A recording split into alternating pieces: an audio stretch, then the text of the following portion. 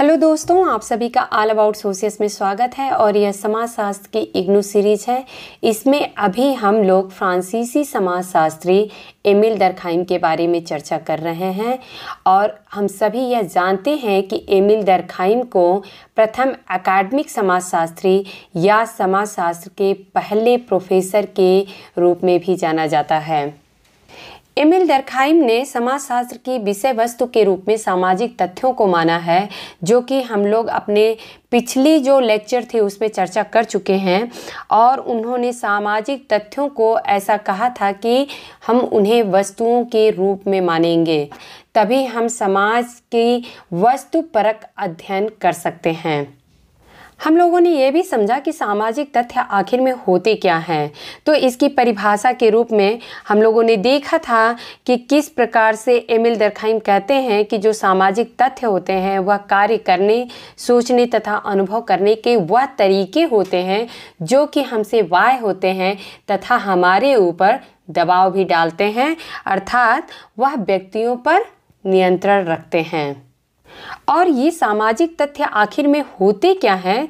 तो जो हमारे समाज के नैतिक नियम होते हैं, धार्मिक विश्वास होते हैं, रीतियां हैं, प्रथाएं हैं, परंपराएं हैं, भाषा है, यह सभी के सभी जो हमारे ऊपर एक नियंत्रण का काम करते हैं कि किसी व्यक्ति को समाज में किस प्रकार से व्यवहार करना चाहिए, यही सामाजिक तथ्य कहलाते हैं। और इसी को डर्कहाइम ने कहा था कि हम इन सारे सामाजिक तथ्यों को वस्तुओं के रूप में मानेंगे ताकि हम इनकी वस्तुपरक अध्ययन कर सकें, जिससे कि हम समाज के विज्ञान के रूप में समाजशास्त्र को स्थापित कर सकते हैं। और डर्कहाइम ने सामाजिक तथ्यों की जो विवेचना की है वह अपनी किस पुस्तक में की है? उन्होंने अपनी पुस्तक the rules of sociological method, जो कि 1895 में प्रकाशित हुई थी, उसमें सामाजिक तथ्यों के बारे में उन्होंने बहुत ही विस्तृत व्याख्या की है। और इसके बारे में हम लोग अपने पिछले लेक्चर में पहले ही चर्चा कर चुके हैं। इसी कड़ी में हम लोगों ने सामाजिक तथ्यों के प्रकार क्या होते हैं, उनकी विशेषताएं क्या होती हैं, और जो चारों विशेषताएं उन्होंने बाह्यता, बाध्यता, स्वतंत्रता और सामान्यता बताई है, इनमें से जो दो प्रमुख विशेषताएं हैं बाह्यता और बाध्यता, इसके बारे में भी हम लोग काफ़ी डिटेल में चर्चा कर चुके हैं। इसी कड़ी में आज हम लोग एमिल डर्कहाइम के समाजशास्त्रीय पद्धति के बारे में डिटेल में चर्चा करेंगे। डर्कहाइम जब समाजशास्त्र को एक समाज के विज्ञान के रूप में स्थापित कर रहे थे तो उन्होंने समाजशास्त्र की विषय वस्तु को तो सेलेक्ट कर लिया था कि हम इसकी विषय वस्तु को सामाजिक तथ्यों के रूप में मानेंगे, लेकिन इनको अध्ययन करने की आखिर में विधि क्या होगी, पद्धति क्या होगी, इसके बारे में भी डर्कहाइम काफ़ी डिटेल में वर्णन करते हैं। उनकी समाजशास्त्रीय पद्धति जो है वो काफ़ी दृढ़ रूप से जीव विज्ञान के अनुभव पर टिकी हुई है, जिसका उस समय तक जीवित वस्तुओं के विज्ञान के रूप में उदय हो चुका था। अगर समाजशास्त्र में जो ऑगस्ट काम्टे के विज्ञानों की श्रेणी क्रम हम देखें तो उसमें हमें स्पष्ट नज़र आएगा कि किस प्रकार से समाजशास्त्र के पहले ही जीव विज्ञान का विकास हो चुका था। और यह हम सभी जानते भी हैं कि उस समय जो जीव सावयव का सिद्धांत अगर हर्बर्ट स्पेंसर का देखें तो हर कोई विचारक उस समय, चाहे वह ऑगस्ट काम्टे थे, चाहे हर्बर्ट स्पेंसर थे, चाहे एमिल डर्कहाइम थे, सभी के सभी जीव विज्ञान से काफ़ी प्रभावित थे। और उसी कड़ी में एमिल डर्कहाइम भी समाजशास्त्र के अध्ययन की जो पद्धति के बारे में विचार कर रहे थे, तो उस समय यह जीव विज्ञान से इनकी समाजशास्त्रीय पद्धति काफ़ी दृढ़ रूप से जुड़ी हुई नजर आती है। इसमें इन्होंने पहला जो नियम दिया है वह है सामाजिक तथ्यों के अवलोकन के नियम। यह नियम बताता है कि सामाजिक तथ्यों को वस्तुओं की भांति माना जाए। यह हम लोग पहले ही चर्चा कर चुके हैं कि किस प्रकार से एमिल डर्कहाइम सामाजिक तथ्यों को बिल्कुल स्पष्ट कहते हैं कि हमें इनको वस्तुओं की भांति मानना पड़ेगा, तभी हम समाज का एक वस्तुपरक अध्ययन कर सकते हैं। सामाजिक तथ्यों का वस्तुओं की भांति अध्ययन करते समय वस्तुपरकता बनाए रखने के लिए इन्होंने 3 नियमों का पालन करने के लिए कहा है। पहला यह बताते हैं कि जो सामाजिक तथ्य हैं उनको सभी पूर्व धारणाओं से दूर किया जाना चाहिए, या हमारे समाज में जो भी पहले से धारणाएं बनी आ रही हैं उनको हम पहले नहीं मानेंगे, उनको दूर किया जाना चाहिए। ये एमिल डर्कहाइम ऐसा मानते हैं कि अगर किसी समाजशास्त्री को समाज का अध्ययन करना है, मस्तिष्क में अगर क्या विचार चल रहे हैं उस पर ध्यान न देके, बल्कि बिल्कुल निष्पक्ष रूप से हमें समाज का अध्ययन करना चाहिए। दूसरा नियम यह बताते हैं कि समाजशास्त्री को अवधारणाओं का नियमन एकदम सही ढंग से करना चाहिए। इसका क्या अर्थ है? जब कोई समाजशास्त्री है और जब वो किसी घटना के बारे में शोध कर रहा है तो उसके बारे में बहुत सारी जानकारी तो उसके पास होती ही नहीं है। तो उनका ऐसा मानना था कि जो भी घटना का हम अध्ययन कर रहे हैं तो उसके जो बाह्य रूप दिख रहा है उसका हमें पर्याप्त रूप से अध्ययन करते हुए आगे बढ़ना चाहिए, ना कि उसके एक एक कड़ी को हमें देखना चाहिए। जैसे कि डर्कहाइम मानते हैं कि अगर किसी समाज में हमें श्रम विभाजन का अध्ययन करना है तो उस समाज में किस प्रकार की एकता है यह देखकर ही हम समझ सकते हैं कि इसमें कानून किस प्रकार का होगा, दमनकारी कानून है या क्षतिपूर्तिकारी कानून है। तो इस प्रकार से डर्कहाइम कहते हैं कि हम समाज के बाहरी रूप को ही देख के हम समझ सकते हैं कि यहाँ पर किस प्रकार के नियम, किस प्रकार की रीतियाँ या किस प्रकार की परंपराएं लागू होती हैं। और तीसरा नियम कहते हैं एमिल डर्कहाइम कि जब कोई समाजशास्त्री किन्हीं सामाजिक तथ्यों की जांच करता है तो उन्हें अपनी अभिव्यक्तियों से पृथक करके देखने का प्रयास उसे करना चाहिए। अगर इन तीनों नियमों को हम ध्यान से समझें तो यही बात समझ में आती है कि एमिल डर्कहाइम कहते हैं कि हमें समाज की जो भी घटनाएं हैं या जो भी समाज में नियम हैं, कानून हैं, परंपराएं हैं, रीति हैं, रिवाज हैं, इनको समझने के लिए अगर हमें समाज को समझना है तो सबसे पहले हमें इन्हें समझना है। और इनको समझने के लिए कोई भी या व्यक्ति के द्वारा प्रभावित नहीं होना चाहिए, बल्कि यह निष्पक्ष भाव से इसकी जांच परख होनी चाहिए। तभी हम समाज का एक निष्पक्ष अध्ययन या वस्तुपरक अध्ययन कर सकते हैं। सारी इनकी बातों का सार यही है कि यह समाजशास्त्र को समाज के विज्ञान के रूप में स्थापित करना चाहते हैं और इसलिए इनकी विषय वस्तु भी जो सामाजिक तथ्य है वह उसी प्रकार से है कि डर्कहाइम कहते हैं कि हम सामाजिक तथ्यों को एक वस्तुओं की तरह मानेंगे। अर्थात वस्तु क्या होती है, जैसी हमें दिखती है वैसी ही हम अपनी भावना बनाते हैं या उसे हम समझते हैं। तो उन्होंने कहा है कि जो सामाजिक तथ्य हैं उन्हें हमें वस्तुओं की तरह मानना है और उन्हीं का हमें वस्तुपरक अध्ययन, अर्थात हमें अपने व्यवहारों से उनको प्रभावित नहीं करना है या उनको देख के हमारे व्यवहार प्रभावित नहीं होने चाहिए। हमें निष्पक्ष रूप से समाज के इन सामाजिक तथ्यों का अध्ययन करना है। तभी हम समाजशास्त्र को एक समाज के विज्ञान के रूप में प्रतिस्थापित कर पाएंगे। तो इस प्रकार से डर्कहाइम सामाजिक तथ्यों के अवलोकन के नियम में जो 3 नियम हैं, इन्होंने कहा है इन तीनों नियमों का पालन करना आवश्यक है, जिसमें कि पहली है कि जो भी पूर्व धारणाएं हैं उनको दूर करना चाहिए। समाजशास्त्री को अवधारणाओं का नियमन एकदम सही ढंग से करना चाहिए। अर्थात जब कोई समाजशास्त्री किसी समाज का अध्ययन या किसी घटना का अध्ययन करता है तो उसके बारे में उसे बहुत ज़्यादा जानकारी नहीं होती है और इसलिए वह जिस रूप में जिस घटना को देख रहा है सिर्फ उसी रूप में ही उसका अर्थ हो उसको निकालना चाहिए, ना कि उसको अपने मन से सोच के कि ये शायद घटना इसलिए ऐसी है या अपने खुद कारण संबंध बना लेना, ऐसा नहीं होना चाहिए। अर्थात किसी समाजशास्त्री की अभिव्यक्तियाँ थोपी नहीं जानी चाहिए। ये इनके सामाजिक तथ्यों के अवलोकन के नियम हैं। इनका अगला नियम है सामान्य एवं व्याधिकी में विभेद के नियम। इन्होंने ऐसा माना है कि एक सामाजिक तथ्य किसी समाज के लिए केवल उसी दशा में सामान्य होता है जब तक वह उस सामाजिक प्ररूप के लिए उपयोगी होता है। दरखाइम ने इसको एक उदाहरण देकर भी समझाया है। उन्होंने कहा है जैसे अपराध होता है तो अपराध को हम व्याधिकीय तथ्य मानते हैं।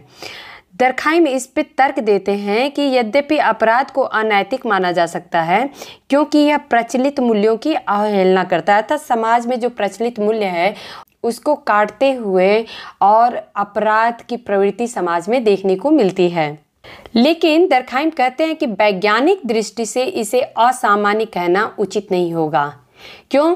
पहले तो अपराध न केवल एक विशिष्ट प्रकार के समाजों में अधिकतर पाया जाता है बल्कि यह सभी प्रकार के समाजों में पाया जाता है। ऐसा नहीं कह सकते हैं कि अपराध को हम सिर्फ किसी एक समाज में देखने को हमें मिलता है। अपराध तो लगभग हर समाज में किसी न किसी रूप में देखने को हमें मिलता है। दूसरा, यदि आदर्शों में नियमित विचलन अथवा उनकी अवहेलना नहीं होगी तो मानव व्यवहार में कोई परिवर्तन ही नहीं होगा। क्योंकि अगर परिवर्तन कहाँ होता है? जब विचारों में संघर्ष होता है, जब विचारों में विचलन पाया जाता है, तभी तो परिवर्तन की हमें गुंजाइश होती है। साथ ही इस बात की भी कोई संभावना नहीं रह जाएगी कि समाज अपने वर्तमान आदर्शों की फिर से पुष्टि कर सके, अर्थात फिर से उसे प्रतिस्थापित कर सके, या जो पहले से जो हमारे मूल्य हैं, परंपरा हैं, या जो भी उनमें कुछ कुरीतियां हैं उनको हम कैसे बदल पाएंगे? फिर तो बदल ही नहीं पाएंगे। तो यह प्रदर्शित करने के लिए अपराध नैतिकता व कानून के सामान्य उद्विकास के लिए उपयोगी है। दरखाइम ने सुकरात का उदाहरण भी यहाँ पर प्रस्तुत किया है। उन्होंने कहा है कि जो अपने विचारों की स्वतंत्रता के कारण एथेनियन कानून की दृष्टि में अपराधी थे, सुकरात की बात हो रही है, परंतु इस अपराध से वो अपने समाज की महान सेवा किए थे, क्योंकि इससे एक नई नैतिकता व विश्वास का संचार हुआ था जिसकी उस समय एथेंस वासियों को बहुत ज़्यादा ज़रूरत थी। इससे इस अर्थ में मानवता की भी सेवा हुई, क्योंकि आज अनेक समाजों में लोगों द्वारा उपभोग की जा रही विचारों की जो स्वतंत्रता है उस जैसे व्यक्तियों के प्रयासों से ही संभव हो पाई थी। अर्थात अगर सुकरात ने जो यह विचारों की स्वतंत्रता की अभिव्यक्ति है, अगर वो उस समय के एथेंस में नहीं लाए होते तो जो एथेंस वासी थे वह आज इन जो विचारों की स्वतंत्रता है उसको नहीं अपना पाए होते, या ये जो विचारों की स्वतंत्रता न सिर्फ एथेंस की बल्कि पूरे विश्व में हमें देखने को मिलती है कि आज यह मानने को हम सभी तैयार हैं कि जो व्यक्ति होता है उसको अपने विचारों की स्वतंत्रता होनी चाहिए।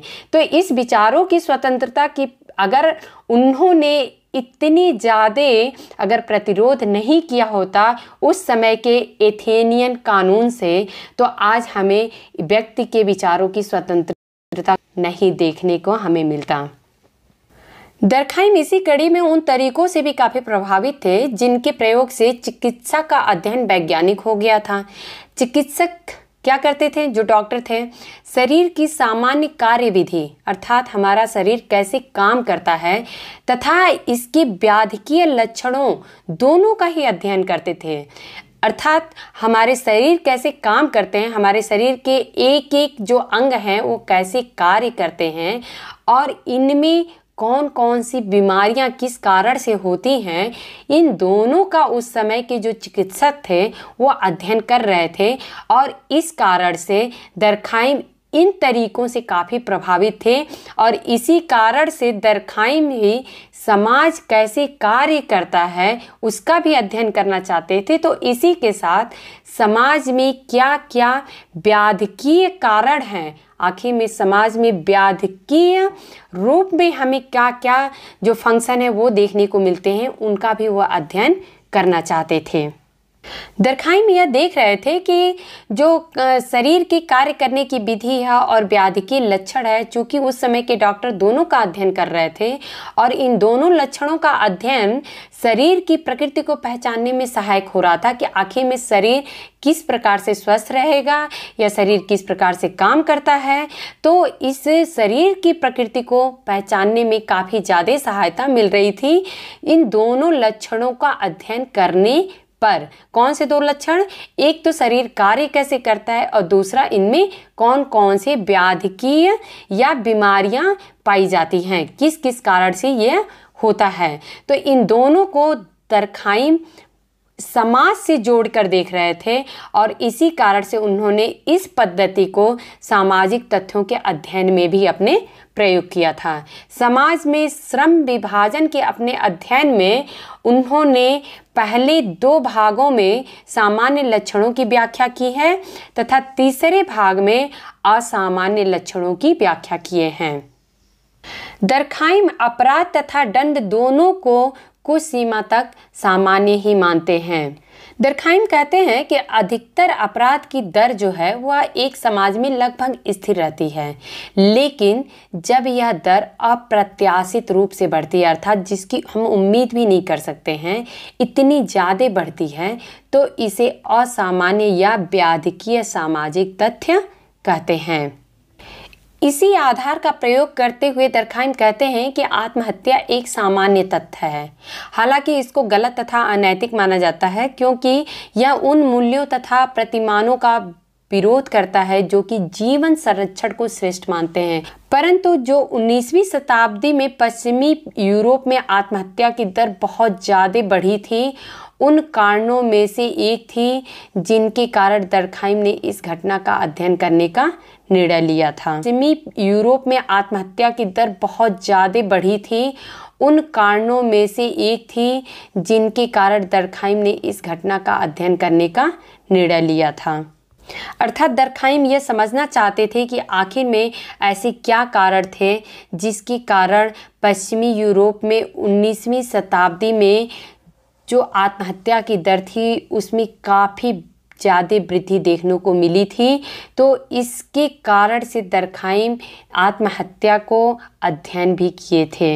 हम लोग इसको आगे डिटेल में समझेंगे कि उन्होंने सुसाइड को किस प्रकार से काफ़ी डिटेल में व्याख्या किए हैं या उसका अध्ययन किए हैं। तीसरा नियम है सामाजिक प्ररूप के वर्गीकरण का नियम। सामाजिक प्ररूप मीन्स जो समाज का रूप हमें दिखता है यह कैसा है, इसको हम किन किन भागों में बांटेंगे, इनके वर्गीकरण कैसे हम करेंगे, तो इसका भी नियम उन्होंने बताया है। बहुत सारे ऐसे विद्वान मानते हैं या इतिहासविद जो हैं वो मानते हैं कि प्रत्येक समाज अपने आप में विशिष्ट होता है और इसके कारण हम सारे समाजों की एक जैसी तुलना नहीं कर सकते हैं। दूसरी ओर कुछ दार्शनिक यह भी मानते हैं कि सभी समाजों में एक ही प्रजाति है जो कि मानव प्रजाति है तथा मानव प्रकृति के समान लक्षणों के कारण सभी सामाजिक उद्विकास जो है वो एक जैसे ही देखने को मिलते हैं। तो दर्खाइम इन दोनों स्थितियों में से कहाँ पाए जाते हैं, इस संबंध में दर्खाइम की स्थिति बीच की है। उन्होंने सामाजिक प्रजातियों या सामाजिक प्ररूपों का भी उल्लेख किया है। हालांकि सामाजिक तथ्यों में बहुत अधिक भिन्नता पाई जाती है, परंतु इसका अर्थ यह नहीं है कि उनका वैज्ञानिक तरीके से वर्णन नहीं किया जा सकता है या उनकी तुलना, वर्गीकरण या व्याख्या नहीं किया जा सकता है, ऐसा दुर्खीम कहते हैं। दर्खाइम ने सामाजिक प्ररूपों के वर्गीकरण के लिए सामाजिक आकार के अर्थात सोशल मॉर्फोलॉजी शब्द का प्रयोग किया है। यहाँ पर यह जो पॉइंट है वो बहुत ज़्यादा इम्पॉर्टेंट है, आप लोग नोट डाउन कर लीजिएगा कि दर्खाइम ने सामाजिक प्ररूपों के वर्गीकरण के लिए सामाजिक आकार की शब्द का प्रयोग किया है। अर्थात जो सामाजिक आकार की है या सोशल मॉर्फोलॉजी है, यह सामाजिक प्रारूपों के वर्गीकरण के लिए दर्खाइम ने प्रयोग किया है। और यहाँ प्रारूप शब्द का अर्थ क्या है?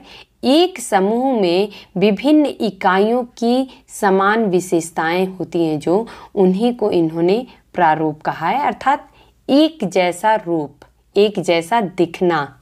जैसे कि एक उदाहरण से हम समझते हैं कि जो कुंवारे हैं तथा विवाहित व्यक्ति हैं, तो यह 2 प्रकारों के अंतर्गत आते हैं। दर्खाइम ने अपने समाजशास्त्रीय शोध से सफलतापूर्वक यह प्रदर्शित किया कि कुंवारों में आत्महत्या की दर है वह जो विवाहित लोग हैं उनसे ज़्यादा पाई जाती है। और इसके पीछे उन्होंने रीज़न भी दिया था कि जो कुंवारे लोग हैं तो जैसे उनके शादी नहीं हुई है तो उनका परिवार नहीं है और वह अकेले रहते हैं या अपने विचारों की उनको ज़्यादा स्वतंत्रता मिलती है, तो इस प्रकार से वह अपने निर्णय ज़्यादा निश्चिंत होके ले सकते हैं। जो कि विवाहित व्यक्ति वहीं पे होता है तो उसके सामने परिवार होता है, बच्चे होते हैं, उनकी जिम्मेदारियां होती हैं, वह इन सामाजिक जिम्मेदारियों से बंधा हुआ होता है, तो वो इस प्रकार का निर्णय बहुत ही कम ले पाता है। तो इन्होंने बताया था कि किस प्रकार से जो लोग ज़्यादा स्वतंत्र विचार के होते हैं या जो समाज से ज़्यादा बंधे हुए महसूस नहीं करते हैं या समाज का नियंत्रण उनके ऊपर बहुत कम होता है, वैसे लोगों में आत्महत्या ज़्यादा पाई जाती है।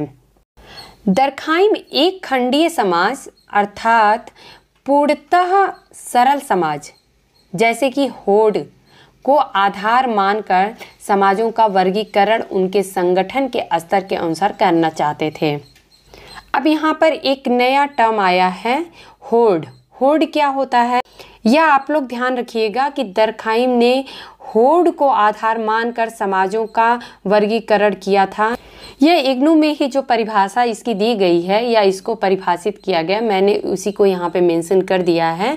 आप लोग भी इसे अच्छे से समझ लीजिए कि होड़ जो होता है वह ऐसे लोगों का समूह है जो परस्पर नातेदारी संबंध से जुड़े हुए होते हैं।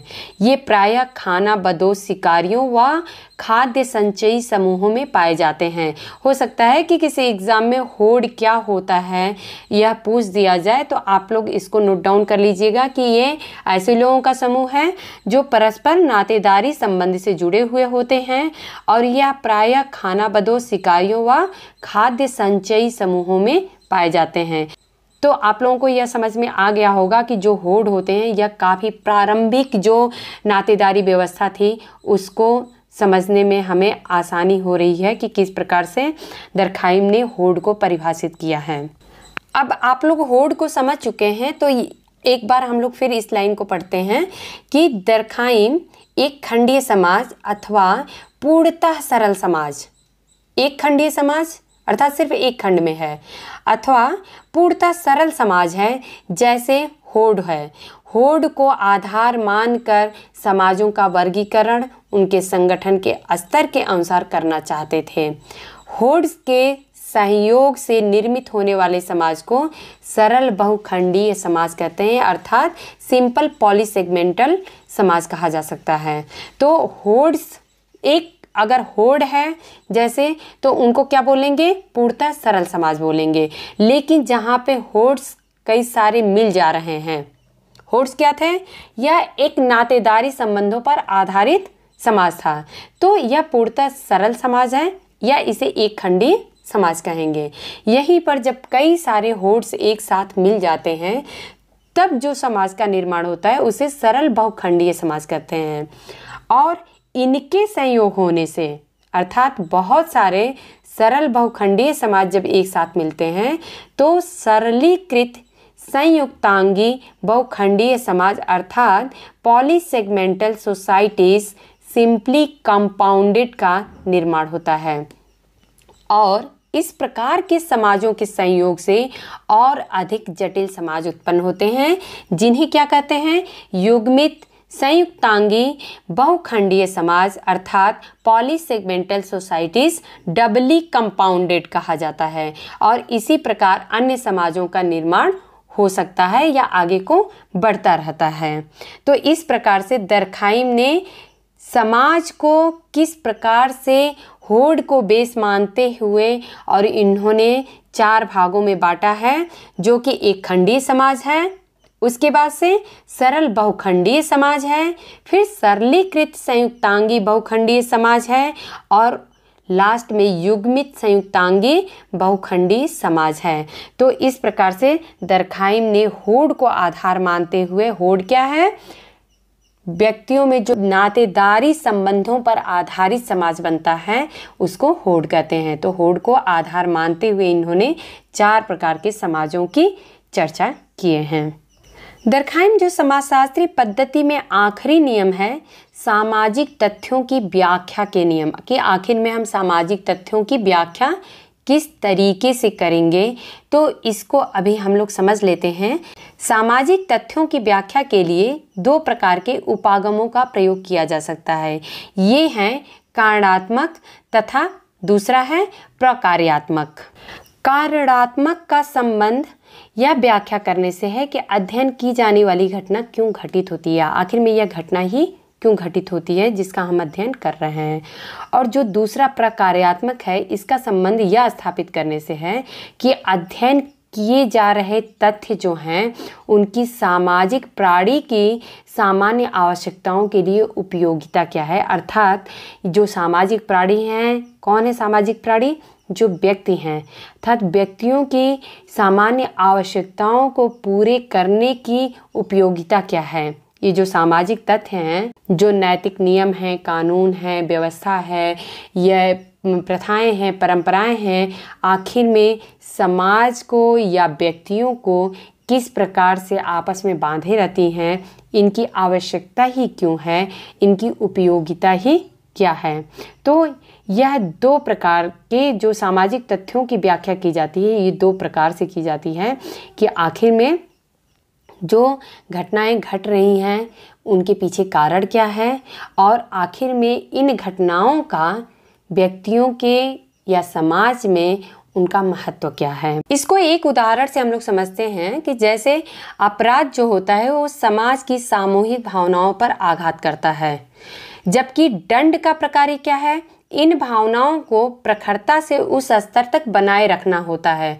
अगर कोई अपराध कर रहा है तो यह निश्चित है कि सामूहिक भावनाओं पर आघात पहुंचा रहा है, लेकिन जो दंड का प्रावधान है वह इन भावनाओं को, जो सामूहिक भावनाएं हैं, उनको उसी स्तर तक बनाए रखने के लिए कार्य करता है। यदि भावनाओं के विरुद्ध किए जाने वाले अपराध को दंडित नहीं किया जाए तो सामाजिक स्थिरता को बनाए रखना बहुत ज़्यादा मुश्किल हो जाएगा। तो इस प्रकार से अगर अपराध जो है वह समाज में अस्थिरता लाता है तो दंड उन्हीं अस्थिरता को संतुलन की स्थिति में लाने का कार्य करता है। दरखाइम का यहाँ पर एक कथन है, उसको हम लोग समझ लेते हैं। दरखाइम के अनुसार किसी भी जटिल सामाजिक तथ्य की व्याख्या उस समय तक नहीं की जा सकती जब तक कि सभी प्रजातियों में हो चुके इसके संपूर्ण विकास को न देखा जाए। अर्थात किसी भी जो बहुत ज़्यादा जटिल सामाजिक तथ्य जैसे कि प्रथाएं हैं, परंपराएं हैं, इनको हम मान लेते हैं, तो इनकी पूरी तरीके से व्याख्या हम तब तक नहीं कर सकते हैं जब तक कि इसके पूरे संपूर्ण विकास को हम ना समझ पाएँ या ना देख पाएँ।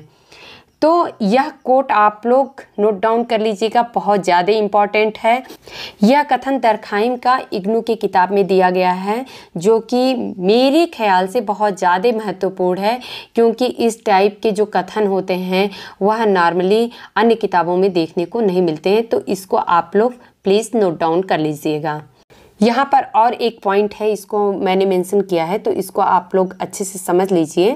दरखाइम ने अंग्रेजी भाषा में J.S. मिल्स की पुस्तक सिस्टम ऑफ लॉजिक का अनुसरण करते समय तुलनात्मक पद्धति की कार्यप्रणाली के रूप में सहगामी भिन्नताओं की पद्धति अर्थात मेथड ऑफ कॉमिटेंट वेरिएशंस को समाजशास्त्रीय शोध का श्रेष्ठ उपकरण बताया है। तो इसको भी आप लोग नोट डाउन कर लीजिएगा कि दरखाइम ने समाजशास्त्रीय शोध का श्रेष्ठ उपकरण किसे बताया है, तो यह सहगामी भिन्नताओं की पद्धति को बताया है। और यह इन्होंने कहाँ से ज़्यादा प्रभावित होकर लिया था? J.S. मिल की पुस्तक सिस्टम ऑफ लॉजिक से। जब J.S. मिल की बात आई है तो हम लोग रिवाइज कर लेते हैं कि यह वही J.S. मिल हैं जिन्होंने ऑगस्ट कॉम्टे को काफ़ी ज़्यादा क्रिटिसाइज़ किया था, उनकी आलोचना की थी और उन्होंने कहा था कि जो सोशियोलॉजी है यह दो भाषाओं की अवैध संतान है, और इन्होंने कहा था कि इसका नाम बदलकर सोशियोलॉजी से इथोलॉजी कर देना चाहिए। हालांकि बहुत सारे समाजशास्त्री इस बात पे सहमत नहीं हुए थे। तो उम्मीद है कि आज आप लोगों को एमिल डर्कहाइम की समाजशास्त्रीय पद्धति अच्छे से समझ में आ गई होगी और इसमें इन्होंने जो 4 नियम बताए हैं, सामाजिक तथ्यों के अवलोकन के नियम, सामान्य एवं व्याधिकीय में विभेद के नियम, सामाजिक प्रारूप के वर्गीकरण के नियम तथा सामाजिक तथ्यों की व्याख्या के नियम। उम्मीद है आप लोगों को यह बहुत ही अच्छे से समझ में आ गया होगा।